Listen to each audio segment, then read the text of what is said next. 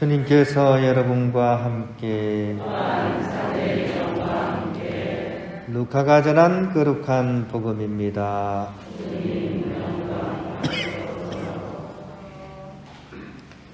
바로 그때 어떤 사람들이 와서 빌라도가 갈릴레아 사람들을 죽여 그들이 바치려던 제물을 피로 물들게 한 일을 예수님께 알렸다.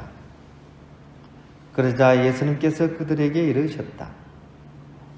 너희는 그 갈릴레아 사람들이 그러한 변을 당하였다고 해서 다른 모든 갈릴레아 사람보다 더 큰 죄인이라고 생각하느냐? 아니다. 내가 너희에게 말한다. 너희도 회개하지 않으면 모두 그처럼 멸망할 것이다. 또 실로암에 있던 탑이 무너지면서 깔려 죽은 그 18사람, 너희는 그들이 예루살렘에 사는 다른 모든 사람보다 더 큰 잘못을 하였다고 생각하느냐? 아니다. 내가 너희에게 말한다. 너희도 회개하지 않으면 모두 그렇게 멸망할 것이다. 예수님께서 이러한 비유를 말씀하셨다. 어떤 사람이 자기 포도밭에 무화과나무 한 그루를 심어 놓았다. 그리고 나중에 가서 그 나무에 열매가 달렸나 하고 찾아보았지만 하나도 찾지 못하였다. 그래서 포도 재배인에게 일렀다. 보게, 내가 3년째 와서 이 무화과나무에 열매가 달렸나 하고 찾아보지만 하나도 찾지 못하네. 그러니 이것을 잘라버리게 땅만 버릴 이유가 없지 않은가? 그러자 포도 재배인이 그에게 대답하였다. 주인님, 이 나무를 올해만 그냥 두시지요. 그동안에 제가 그 둘레를 파서 거름을 주겠습니다. 그러면 내년에는 열매를 맺겠지요. 그러지 않으면 잘라버리십시오. 주님의 말씀입니다. 평화를 빕니다. 가수 이름 중에 자전거를 탄 풍경이라는 가수들이 있습니다. 이 가수들이 불렀던 노래 중에 보물이라는 노래가 있습니다. 혹시 아마 들어보실 적이 있을 수도 있어요. 혹시 들어봤는지 한번 기억해 보시기 바랍니다. 술래잡기 고무줄놀이 말뚝박기 망까기 말타기 놀다 보면 하루는 너무나 짧아. 혹시 들은 기억이 납니까? 언제 어디서 들었죠? 예, 기억은 잘 안 나는데 뭐 어디선가 많이 들어본 기억이 나죠. 이게 옛날에 맞박이 있죠, 맞박이. 그죠? 이렇게 개그 콘서트에 맞박이가 나올 때, 등장할 때 나오는 음악이었습니다. 우리 어린 시절 때 우리가 막 즐겁게 놀던 그런 놀이를 재료로 해서 우리의 진정한 보물이 무엇인지를 한번 생각해 보게 하는 그런 노래였습니다. 어린이들 놀이가 많은데 전 세계적으로 공통적인 놀이가 하나 있어요. 그 어린 나이 때 누구든지 그 동서고금을 막론하고 노는 놀이가 아마 술래잡기라는 노래이지 않겠나 싶어요. 술래를 정하고, 그죠? 나머지 사람들은 숨어 있고, 그걸 이제 찾는 게임이죠. 어디서나 하는 게임입니다. 이 술래잡기와 관련된 아주 유명한 그런 이야기가 하나 있습니다. 이렇게 여수와 햇셀이라는 작가가 사람은 혼자가 아니다라는 이 글을 쓰면서 바로 이 술래잡기에 대한 내용을 통해서 어른들에게 던지는 동화를 이렇게 지은 적이 있습니다. 거기는 이런 이야기가 나옵니다. 어떤 꼬맹이와 그 할아버지는 아마 유대인 랍비였던 것 같아요. 근데 이제 이런 이야기죠. 꼬맹이가 친구들하고 노는데 술래잡기 놀이를 한 거죠. 그래서 이제 자기는 이제 숨고 술래가 이제 찾아오는 그런 상황을 맞이했는데 그 친구가 못 찾을 만한 장소에 딱 숨어가지고 친구가 찾아오나 하면서 이제 기다렸는데 아무리 기다려도 그 친구가 나타나지 않아요. 해질녘이 돼도 그 친구가 술래가 나타나지 않아. 그래서 나가서 딱 살펴봤더니만 세상에 술래가 자기를 찾지 않고 집으로 싹 가버린 거죠.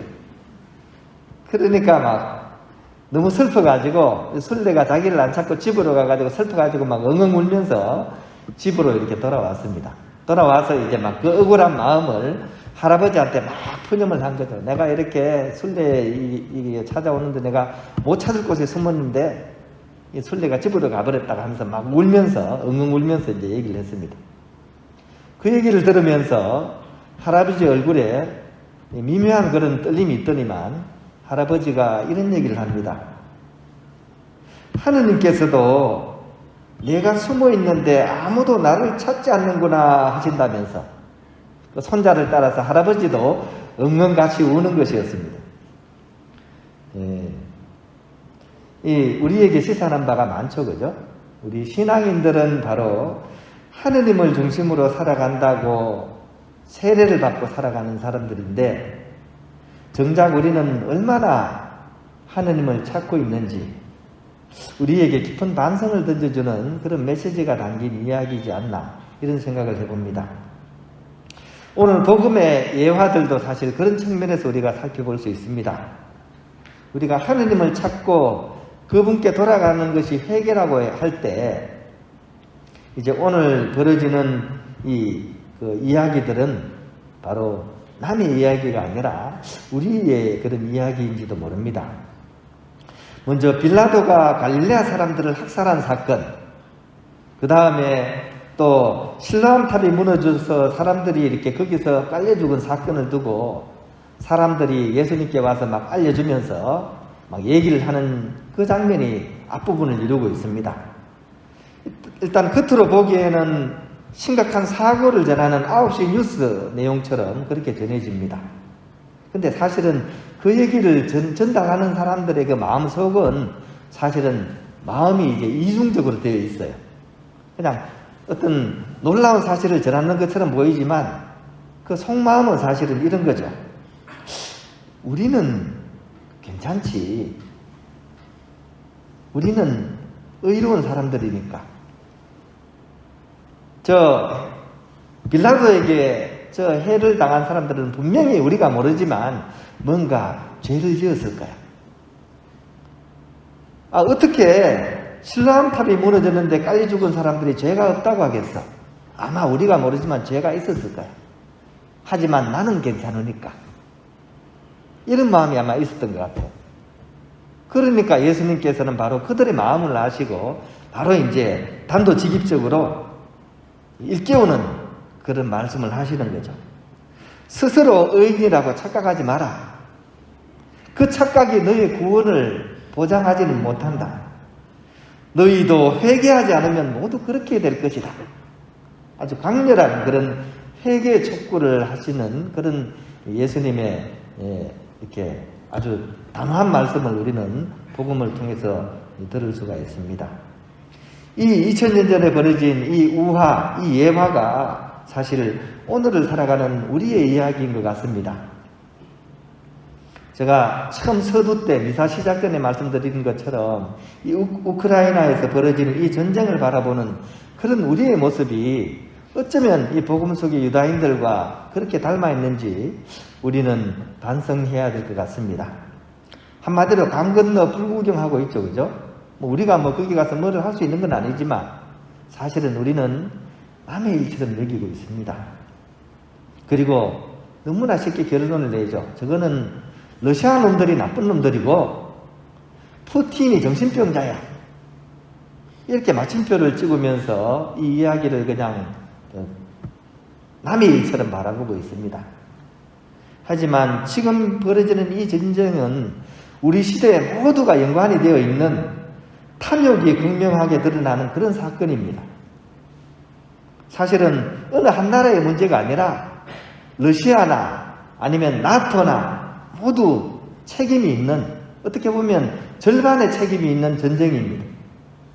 저마다 자기 욕심을 더 채우기 위해서 팽창주의 노선을 택하고 그게 부딪혀서 벌어지는 그런 전쟁입니다. 이수부화를 보면 나오는 거죠.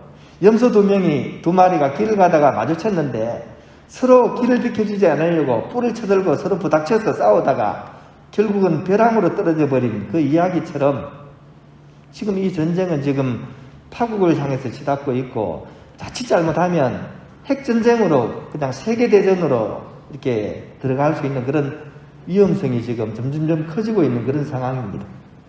그 전쟁이 벌어지면 사실은 어느 누구도 안전할 수가 없죠. 인류는 멸망을 향해서 이제 치닫게 되겠죠. 또한 우리 시대의 화두라는 건 환경위기 문제도 마찬가지입니다. 온갖 방송에서 그렇게 호들갑을 떨어도 정작 그것을 바라보는 우리 삶 속에 변화는 좀처럼 일어나지 않습니다. 여전히 하루를 지나도 산더미처럼 쓰레기를 버리고 있고, 또 물질을 너무나 쉽게 낭비하고 또 사고 또 버리고 그것을 반복하고 있고, 짧은 거리도 어지간하면 자동차를 굴립니다. 설령 큰 맘 먹고 지하철을 타도 조금 불편한 것은 절대 못 참습니다.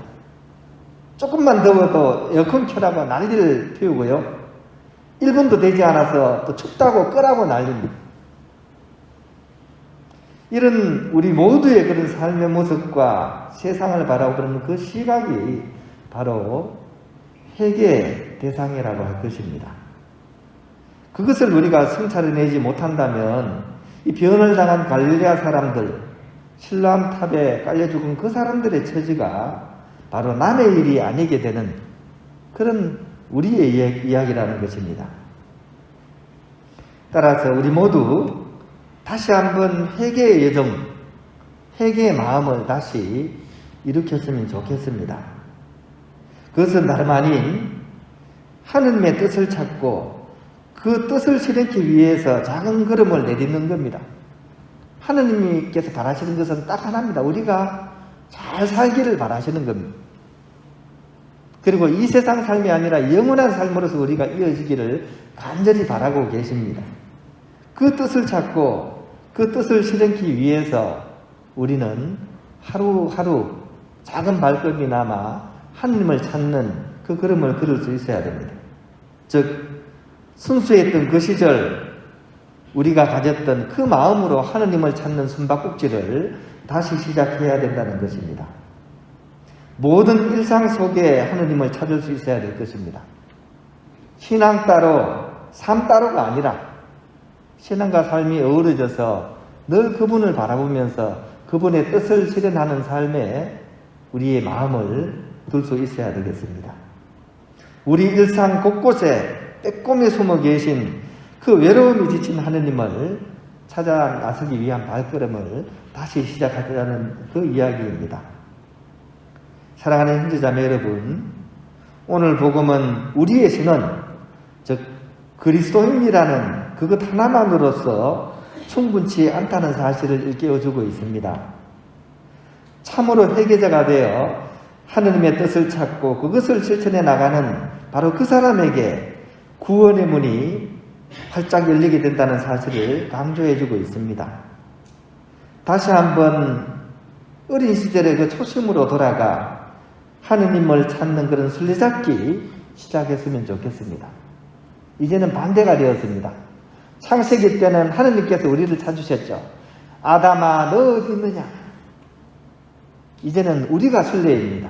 우리가 그분을 찾는 그런 순례로서 하느님 당신은 어디 계십니까? 라고 찾는 그런 회개의 발걸음을 우리가 날마다 살아갈 수 있었으면 좋겠습니다. 그런 마음으로 어린 시절 우리가 불렀던 이 노래 다시 불러드리면서 그분을 찾는 술래잡기를 했으면 좋겠습니다. 술래잡기 고무줄놀이 말뚝박기 망까기 말타기 놀다 보면 하루는 너무나 짧아